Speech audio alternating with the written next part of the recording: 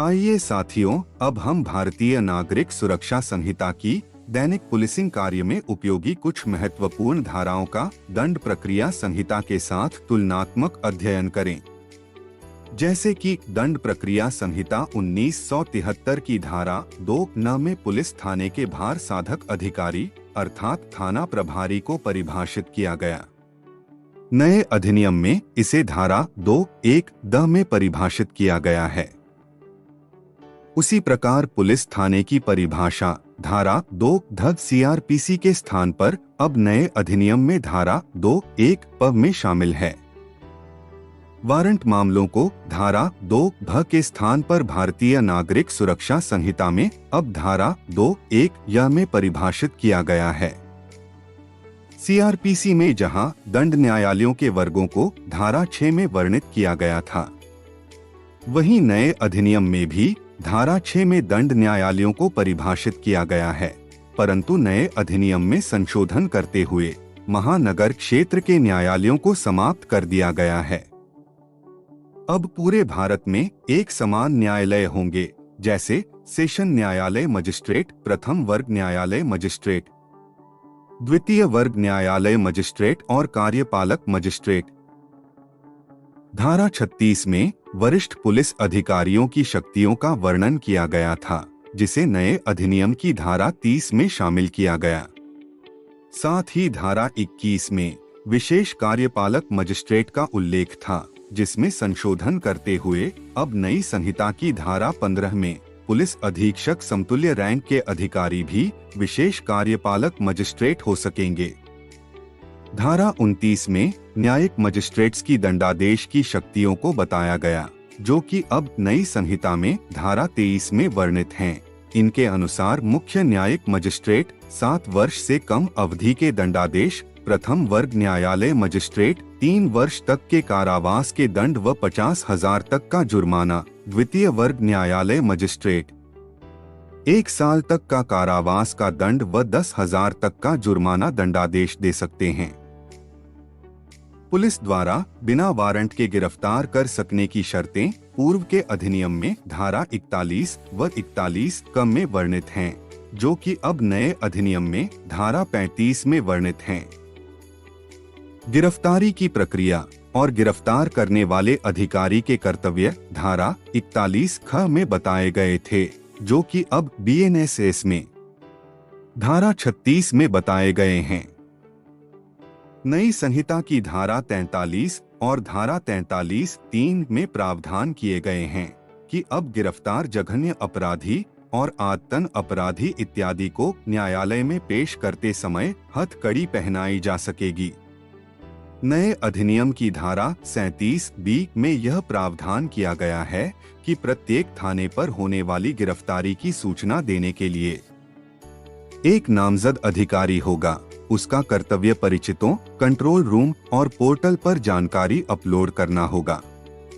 धारा 38 में प्रावधान है कि गिरफ्तार व्यक्ति पूछताछ के दौरान अपने पसंद के अधिवक्ता से मिलने का अधिकार रखता है। जहां सीआरपीसी में धारा 42 के अंदर प्रावधान था कि पुलिस अधिकारी द्वारा नाम पता पूछने पर यदि कोई व्यक्ति बताने से इनकार करता है तो उसे गिरफ्तार किया जा सकेगा। यह अधिकार अब नई संहिता की धारा 39 में दिया गया है। प्राइवेट व्यक्ति द्वारा भी किसी व्यक्ति को गिरफ्तार किया जा सकता है। यह प्रावधान धारा 43 सीआरपीसी में है, जो अब बीएनएसएस में धारा 40 में वर्णित है। मजिस्ट्रेट द्वारा नए अधिनियम की धारा 41 के तहत किसी व्यक्ति को गिरफ्तार किया जा सकेगा। पुराने अधिनियम में धारा 51 के तहत गिरफ्तार व्यक्ति की तलाशी के प्रावधान बताए गए, जो कि नए अधिनियम में धारा 49 में बताए गए हैं। गिरफ्तार व्यक्ति के चिकित्सकीय परीक्षण के संबंध में धारा 54 में प्रावधान थे, जो कि नए अधिनियम में धारा 53 में हैं।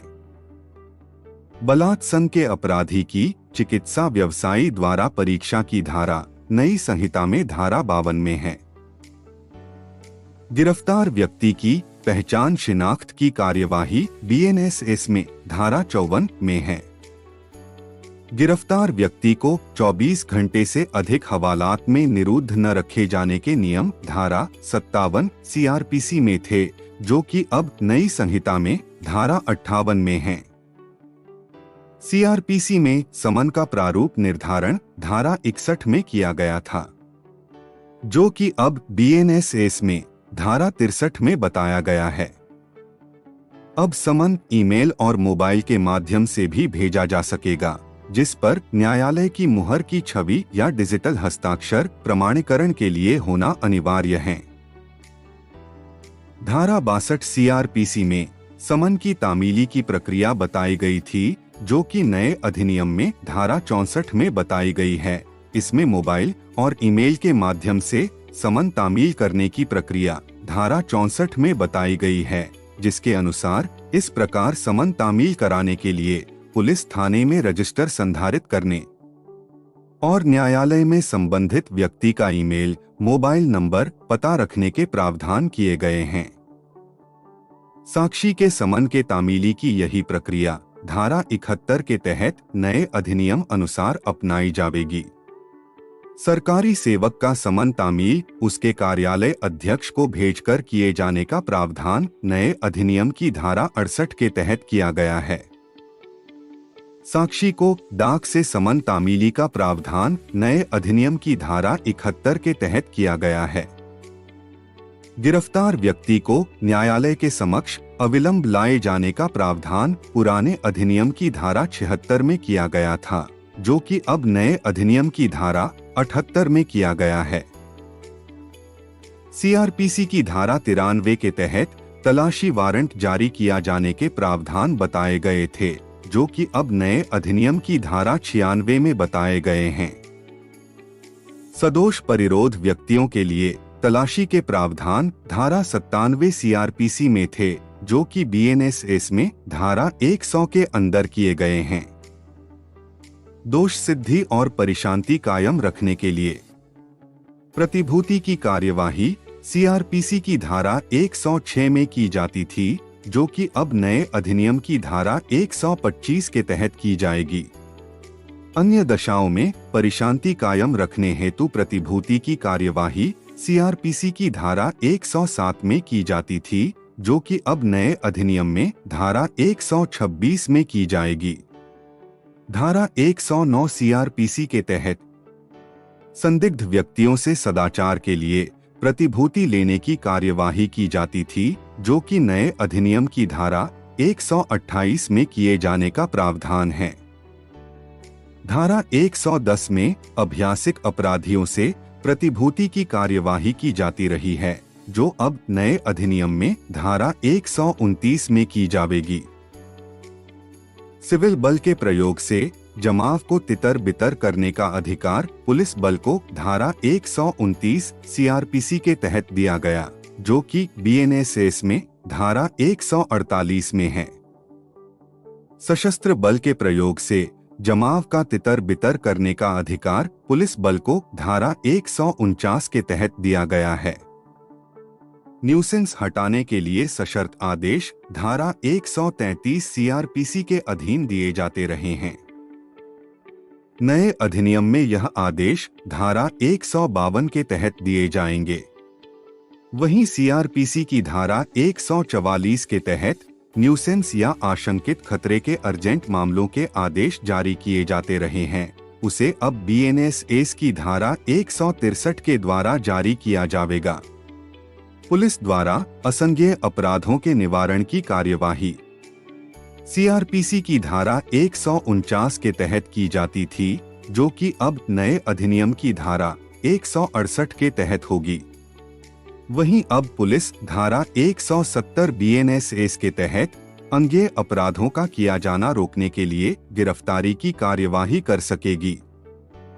किसी मामले की इत्तिला अर्थात एफआईआर की कार्यवाही धारा 154 सीआरपीसी के तहत होती आई है, जो कि अब नए अधिनियम के तहत धारा 173 के अंतर्गत होगी। कोई भी व्यक्ति अब मोबाइल या इलेक्ट्रॉनिक माध्यम से भी एफआईआर लिखवा सकेगा। ऐसी मौखिक एफआईआर को 3 दिवस के भीतर सूचनाकर्ता द्वारा हस्ताक्षरित करना होगा। तब तक पुलिस अधिकारी इसकी सूचना डायरी में रखेगा। बाद हस्ताक्षर विधिवत तौर पर एफआईआर को लिपिबद्ध किया जा सकेगा। बलात्संग की पीड़िता, मानसिक या शारीरिक रूप से निशक्त असमर्थ महिला पीड़िता की एफआईआर उनके घर अथवा सुविधाजनक स्थान पर परिजनों की मौजूदगी में महिला पुलिस अधिकारी द्वारा लिखी जाएगी, जिसकी रिकॉर्डिंग भी की जा सकेगी। असंज्ञेय मामलों के बारे में इत्तिला और ऐसे मामलों के अन्वेषण के लिए प्रोविजन सीआरपीसी की धारा 155 में थे, जो कि अब धारा 174 में है। वहीं संज्ञेय मामलों के अन्वेषण की पुलिस अधिकारी की शक्ति धारा 175 के तहत नए अधिनियम में वर्णित की गई है। अन्वेषण की प्रक्रिया जहां सीआरपीसी की धारा 157 में बताई गई थी, वहीं नए अधिनियम में यह धारा 176 हो गई है। इस प्रक्रिया अंतर्गत अब बलात्कार की पीड़िता को अधिक सुरक्षा प्रदान करने के उद्देश्य से और जांच में पारदर्शिता लाने के लिए अपराध के संबंध में पीड़िता के बयान की ऑडियो वीडियो रिकॉर्डिंग करने के नए प्रावधान भारतीय नागरिक सुरक्षा संहिता की धारा 176(1) में किए गए हैं। धारा 176(3) में प्रावधान है कि 7 साल या उससे अधिक की सजा वाले अपराधों में आवश्यक रूप से फॉरेंसिक जांच की जानी होगी। ऐसे प्रत्येक अपराध में फॉरेंसिक विशेषज्ञ को अपराध स्थल पर आवश्यक रूप से जांच करना होगी। यह भी आदेशित किया गया है कि सभी राज्य 5 वर्ष के भीतर सभी जिलों में फॉरेंसिक लैबोरेटरी स्थापित करेंगे, तब तक दूसरी फॉरेंसिक सुविधाओं की अधिसूचना जारी की जाएगी। साक्षियों को हाजिर करने की शक्ति सीआरपीसी की धारा 160 में पुलिस अधिकारी को दी गई थी, जो कि अब धारा 179 बीएनएसएस में होगी। 60 वर्ष से अधिक के व्यक्ति और गंभीर बीमारी से पीड़ित व्यक्ति को पुलिस स्टेशन में उपस्थित होने से छूट प्रदान की जाएगी। पुलिस द्वारा साक्षी की परीक्षा और बयान लेने के लिए धारा 161 सीआरपीसी के तहत शक्ति प्रदान की गई थी, जो कि अब नए अधिनियम में धारा 180 के तहत शामिल की गई है। न्यायिक मजिस्ट्रेट द्वारा संस्वीकृतियां और कथन अभिलिखित करने की प्रक्रिया सीआरपीसी की धारा 164 के तहत की जाती रही है, जो कि अब बीएनएसएस की धारा 183 के तहत की जाएगी। इसी अधिनियम में धारा 183(6)(a) के अनुसार बलात्कार से पीड़ित का बयान केवल महिला न्यायिक मजिस्ट्रेट द्वारा लिया जाएगा। यदि महिला न्यायिक मजिस्ट्रेट उपलब्ध नहीं है, तो किसी महिला की उपस्थिति में पुरुष न्यायिक मजिस्ट्रेट द्वारा उसके बयान लिए जा सकते हैं। बलात्संग की पीड़िता की चिकित्सकीय परीक्षा धारा 164 क सीआरपीसी के तहत की जाती रही है, जो कि अब नए अधिनियम के तहत धारा 184 के तहत की जाएगी। धारा 184(3) के तहत चिकित्सकीय रिपोर्ट पुलिस अधिकारी को 7 दिवस में दिया जाना होगी। पुलिस अधिकारी द्वारा तलाशी की प्रक्रिया धारा 165 सीआरपीसी में बताई गई है, जो कि नए अधिनियम में अब धारा 185 में बताई गई है। 24 घंटे के अंदर अन्वेषण पूरा न होने पर रिमांड प्राप्त करने व उसकी अवधि सीआरपीसी की धारा 167 के तहत बताई गई थी, जो कि नए अधिनियम में धारा 187 के तहत वीडियो कॉन्फ्रेंस के माध्यम से भी ली जा सकती है। साक्ष्य पर्याप्त होने पर मामले को मजिस्ट्रेट के पास भेजे जाने की कार्यवाही धारा 170 सीआरपीसी में की जाती रही है, जो कि अब नए अधिनियम की धारा 190 में की जाएगी। अन्वेषण कार्य में पुलिस अधिकारी द्वारा संधारित की जाने वाली डायरी सीआरपीसी की धारा 172 में प्रावधानित थी, जो कि अब नए अधिनियम में धारा 192 में शामिल की गई है। अन्वेषण के समाप्त होने पर पुलिस अधिकारी की रिपोर्ट तैयार करने की प्रक्रिया धारा 173 सीआरपीसी में दी गई थी, जो कि अब नए अधिनियम में धारा 193 में बताई गई है, जिसमें बताया गया है कि अब ऐसी रिपोर्ट इलेक्ट्रॉनिक माध्यम से भी मजिस्ट्रेट को समयावधि में सूचनाकर्ता और पीड़ित को 90 दिवस में दी जाना होगी। आत्महत्या के प्रकरणों में पुलिस द्वारा जांच और रिपोर्ट की कार्यवाही सीआरपीसी की धारा 174 के अंतर्गत की जाती थी, जो कि अब बीएनएसएस की धारा 194 में की जाएगी। मृत्यु के कारणों की मजिस्ट्रियल जांच हेतु पूर्व अधिनियम की धारा 176 में प्रावधान थे, जो कि नए अधिनियम की धारा 196 में शामिल हैं। न्यायिक मजिस्ट्रेट द्वारा किसी अपराध का संज्ञान लिए जाने का प्रावधान सीआरपीसी की धारा 190 के अंतर्गत निहित थे, जो कि अब भारतीय नागरिक सुरक्षा संहिता की धारा 210 में निहित है। इस धारा के अनुसार अब नए संशोधन के तहत यह प्रावधान है कि मजिस्ट्रेट इलेक्ट्रॉनिक माध्यम से भेजी गई पुलिस रिपोर्ट पर से भी अपराध संज्ञान में ले सकेंगे। दोष मुक्ति या दोष सिद्धि के निर्णय न्यायालय द्वारा धारा 235 सीआरपीसी द्वारा अभिदत्त शक्ति के द्वारा दिए जाते थे, जो कि अब नए अधिनियम की धारा 258 के तहत दिए जाएंगे। इसके अनुसार न्यायालय में दोनों पक्षों के द्वारा प्रस्तुत अंतिम तर्क के बाद 30 दिन के भीतर निर्णय पारित किया जाना आवश्यक होगा। किन्हीं विशेष दशाओं में यह अवधि 45 दिवस हो सकेगी। संक्षिप्त विचारण अर्थात समरी ट्रायल की प्रक्रिया सीआरपीसी की धारा 260 में वर्णित है, जो कि भारतीय नागरिक सुरक्षा संहिता की धारा 283 में शामिल है। अभिरक्षा में बंदी को न्यायालय में प्रस्तुत करने के प्रावधान सीआरपीसी की धारा 270 में बताई गई थी, जो कि नए अधिनियम की धारा 305 में बताई गई है।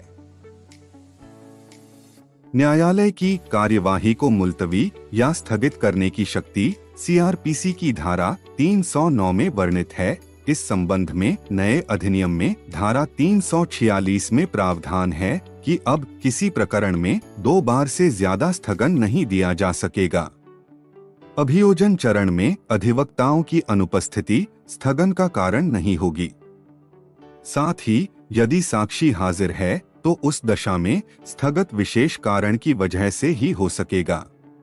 यदि पक्षकार और अधिवक्ता उपस्थित नहीं होते हैं तो न्यायालय स्वयं साक्षी का परीक्षण कर सकता है। इसका मुख्य उद्देश्य न्यायालयीन कार्यवाही में तेजी लाना, साथ ही गंभीर अपराधों, मुख्यतः बलात्संग लैंगिक अपराधों में त्वरित न्याय को दृष्टिगत रखते हुए आरोप पत्र दाखिल होने के 2 माह के भीतर कार्यवाही पूर्ण करना है।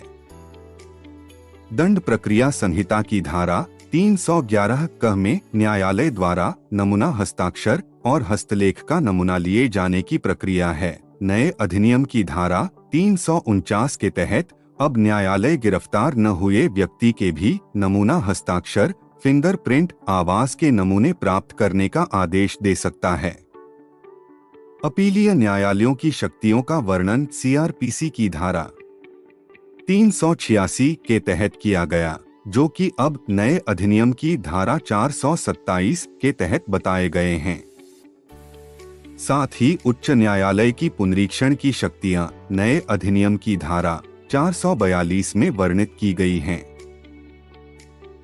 याद रहे कि पुलिसकर्मियों से अपेक्षा है कि यहाँ बताए गए कानूनी प्रावधानों के अतिरिक्त भी वे नए अधिनियम का विस्तृत अध्ययन करें, ताकि किसी भी प्रकार की त्रुटि होने की आशंका न रहे।